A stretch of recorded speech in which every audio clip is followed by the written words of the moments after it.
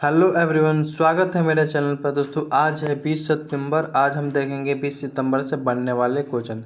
तो सबसे पहले हम क्या करते हैं, रिवीजन करते हैं। तो 19 सितंबर के कौन कौन करंट अफेयर्स पढ़े थे उसका सबसे पहले हम रिवीजन कर लेते हैं। तो 19 सितंबर का सबसे पहला प्रश्न क्या था कि किस राज्य ने मुख्यमंत्री लाडली बहना आवास योजना की शुभारंभ किया था? तो ये मध्य प्रदेश ने। मध्य प्रदेश ने लाडली बहना योजना का शुभारंभ किया था। ठीक है। टाइम्स ऑफ सूची में शामिल होने वाली एकमात्र भारतीय कंपनी कौन सी है? तो इन्फोसिस। कौन है? इन्फोसिस। ठीक है। यूनेस्को की वर्ल्ड हेरिटेज साइट में शामिल 41वां भारतीय स्थल कौन बना था? तो ये शांति निकेतन बना। कौन? शांति निकेतन। विश्व बांस दिवस कब मनाया जाता है? तो विश्व बांस दिवस 18 सितंबर को मनाया जाता है। एशिया कप जो पुरुष को हुआ 2023 में किसने जीता है? तो एशिया कप जो हुआ 2023 में पुरुष का ये भारत ने जीता है। किसे हराया? तो ये श्रीलंका को हराकर भारत ने एशिया कप जीता है। भारत के किस देश का सबसे बड़ा निर्यातक भागीदारी बन गया है? तो ये बांग्लादेश के साथ बन गया है। किसकी? बांग्लादेश। इसकी राजधानी ढाका हो जाएगी। बांग्लादेश की राजधानी ढाका। नए संसद भवन पर पहली बार किसने तिरंगा फहराया था? तो जो नया संसद भवन बना है उस पर सबसे पहले किसने झंडा फहराया? तो ये हमारे जो वर्तमान समय में उपराष्ट्रपति है जगदीप धनखड़, इन्होंने फहराया है। तो ये है जगदीप धनखड़।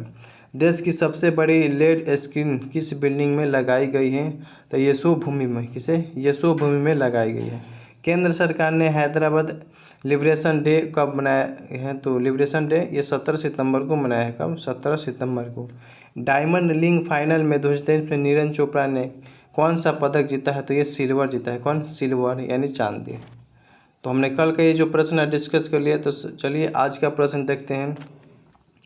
दोस्तों मैं बताता हूँ कि अभी तक आपने चैनल को मेरे सब्सक्राइब नहीं किया तो सब्सक्राइब कर लीजिए और बेल आइकन को प्रेस कर लें कि जब भी मैं वीडियो डालूंगा तो आप तक पहुँचे, और शेयर भी कर दीजिएगा। तो चलिए आज का पहला प्रश्न है कि हाल ही में किस देश ने 12 सुखोई Su-30 MKI खरीदने का फैसला किया है? तो ये किसने? तो ये भारत ने फैसला किया। इसने भारत। प्रधानमंत्री नरेंद्र मोदी की सरकार ने भारतीय वायुसेना के लिए 12 सुखोई और S-30 MKI खरीदने की अनुमति दे दी है। ठीक है। इन विमानों को भारत में हिंदुस्तान एरोनॉटिक्स लिमिटेड बनाता है, यानी एचएएल बनाता है। यह 60% स्वदेशी है। यह विमान पूरी तरह से आधुनिक और नए जमानों की ज़रूरतों के मुताबिक होंगे। यानी जो विमान बन रहे हैं आधुनिक और नए ज़माने के ज़रूरतों के मुताबिक होंगे। ये उन 12 विमानों की जगह लेंगे जो पिछले कई सालों में हादसे की वजह से ख़त्म हो गए हैं। ठीक है। यह एक मल्टी रोल कॉम्पैक्ट एयरक्राफ्ट है जो हवा से ज़मीन और हवा से एक साथ युद्ध लड़ सकता है। कहने का मतलब है कि ज़मीन से हवा में भी लड़ सकता है और हवा से हवा में भी लड़ सकता है। ये जो है विमान एचएएल, इसका स्थापना कब हुआ था? तो 22 दिसंबर 1940 की इसकी स्थापना। इसका फुल फॉर्म होता है हिंदुस्तान एरोनॉटिक्स लिमिटेड। पहले इसे ये जो हिंदुस्तान एयरक्राफ्ट जो है 1964 में आया था और मुख्यालय का इसका बेंगलुरु कर्नाटक में है। और इसके अध्यक्ष कौन है? तो केवी अंतर कृष्णन है। ठीक है। हिंदुस्तान एरोनॉटिक्स लिमिटेड का। हाल ही में यूनेस्को की वर्ल्ड हेरिटेज साइट में शामिल 42वां भारतीय स्थल कौन बना है? तो हाल ही में यूनेस्को के वर्ल्ड हेरिटेज साइट में शामिल 42वां भारतीय स्थल कौन बना है? तो ये होयसला मंदिर। कौन? ये होयसला मंदिर बन गया है 42वां वर्ल्ड हेरिटेज साइट में भारत के। होयसला मंदिर 2014 से यूनेस्को की अस्थायी सूची में था। यूनेस्को की अस्थायी सूची में था। होयसला मंदिर जो है इसे हेलीबिडू मंदिर के नाम से भी जाना जाता है। इनका निर्माण 12वीं और 13वीं शताब्दी के होयसल राजाओं द्वारा किया गया था। ये मंदिर शिव और विष्णु को समर्पित और इसमें वैष्णववाद और शक्तिवाद के विषयों के साथ साथ जैन धर्म के चित्र भी इसमें है। मुख्य मंदिर चेन्नकेशव मंदिर है जो बेलूर यानी हसन जिला में स्थित है। यूनेस्को जो होता है इसका फुल फॉर्म होता है the United Nation Educational Scientific and Cultural Organization. इसका फुल फॉर्म होता है। फॉर्मेशन है इसकी स्थापना कब हुआ था, तो 16 नवंबर 1945 को इसकी स्थापना, और इसकी हेडक्वार्टर है पेरिस। कहाँ, तो पेरिस, और इसके फ्रांस की राजधानी पेरिस में इसके हेडक्वार्टर है यूनेस्को का। इसका हेड कौन है, तो एंड्रो एंजेलो इसके हेड है। जो 41वां वर्ल्ड हेरिटेज साइट में शामिल कौन हुआ, तो शांति निकेतन होता है। कौन, शांति निकेतन, ठीक है।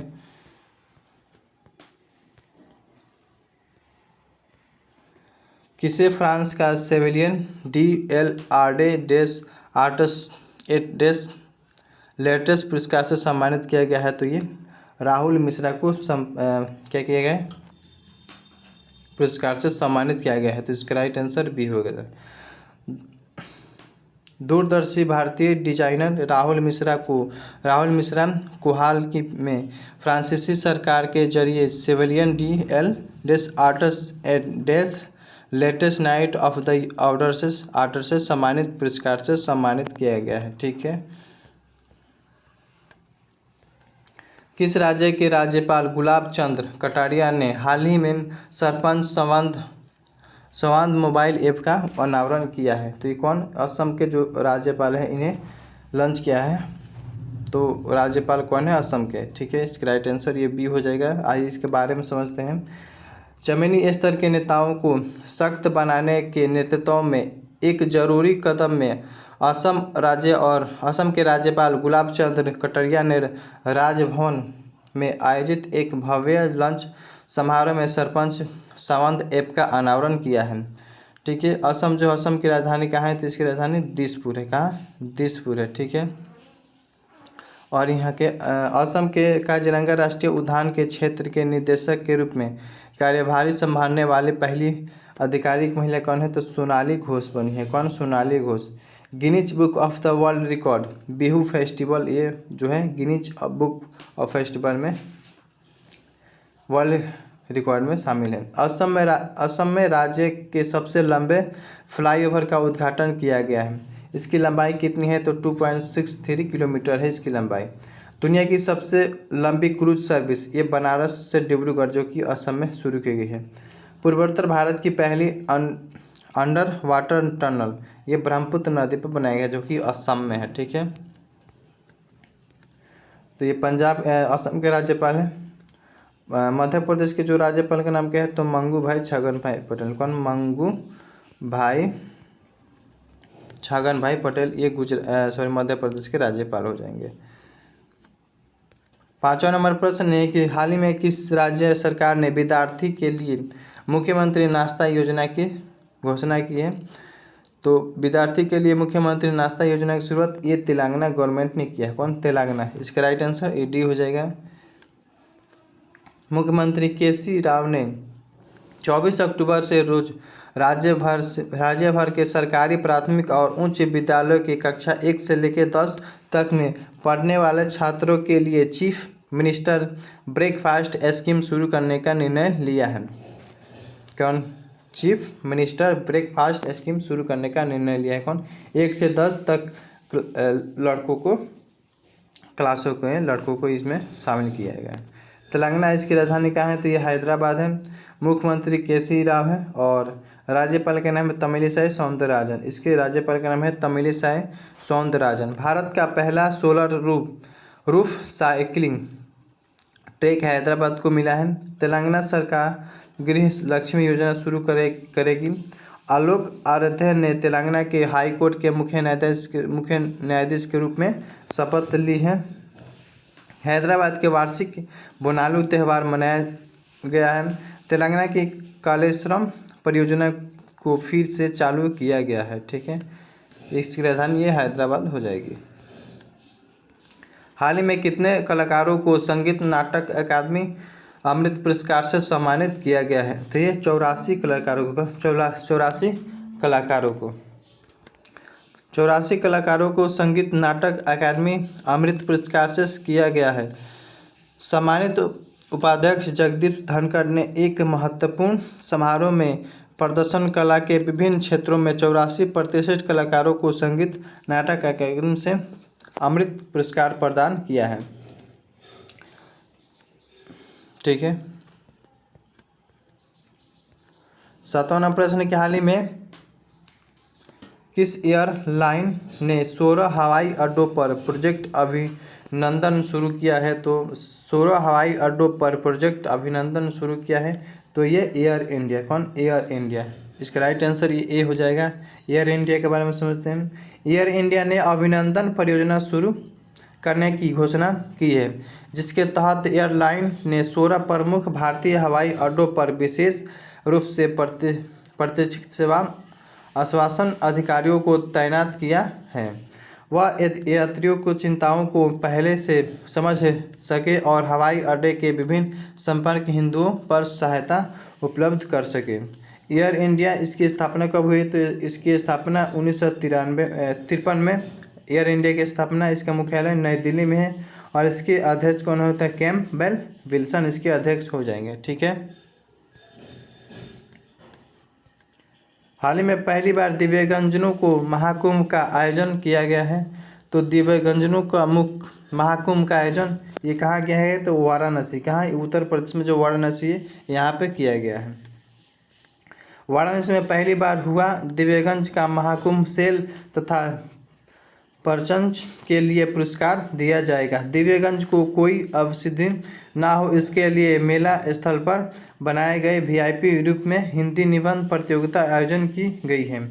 इस मौके पर national Divyangjan finance and development corporation NDFC के मुख्य प्रबंधक अरुण कुमार ने बताया है कि अध्यक्ष एवं प्रबंधक निदेशक के अनुमोदन से निगम में 1 सितंबर 2023 से 30 सितंबर 2023 तक राज्य भाषा माह मनाया जा रहा है। ठीक है। तो ये वाराणसी में है।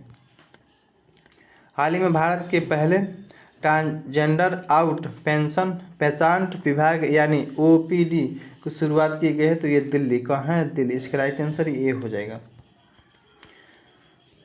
ट्रांसजेंडर समुदाय के लिए संप्रीति आउट पेशेंट विभाग यानी OPD समान स्वास्थ्य सेवाएं प्रदान करने के महत्वपूर्ण भूमिका निभाएगा। ट्रांसजेंडर को अस्पताल को सेवाओं को लाभ उठाने में कई कठिनाइयों का सामना करना पड़ता है। वे सार्वजनिक स्थानों पर अन्य लोगों के साथ चिकित्सा देखभाल प्राप्त करने में असहज महसूस करते हैं। अस्पताल परिसर में ट्रांसजेंडर मरीजों के लिए संप्रीति शौचालय की सुविधा भी प्रदान की जाएगी। दिल्ली की करंट अफेयर्स। दिल्ली जो है वृक्षारोपण नीति लागू करने वाला पहला राज्य है। नीति आयोग की 8वीं बैठक ये दिल्ली में हुआ है। G20 2023 में की अध्यक्ष प्रधानमंत्री ने की, जो कि दिल्ली में आयोजित हुआ था। नए संसद भवन का उद्घाटन ये दिल्ली से हुआ है। बदले गए जो कि दिल्ली में है। राजपथ का नाम कर्तव्य पथ और मुगल गार्डन का नाम अमृत उद्यान हो गया है। लास्ट का प्रश्न है जो मैंने रिवीजन के लिए रखा है। हाल ही में किस राज्य में खतरनाक निपा वायरस के कारण अलर्ट जारी हुआ है? ये हमने डिस्कस कर लिया था। कौन था? ये केरल। कौन है? इसका राइट आंसर ये D हो जाएगा।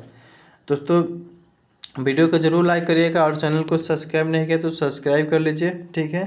Thank you so much.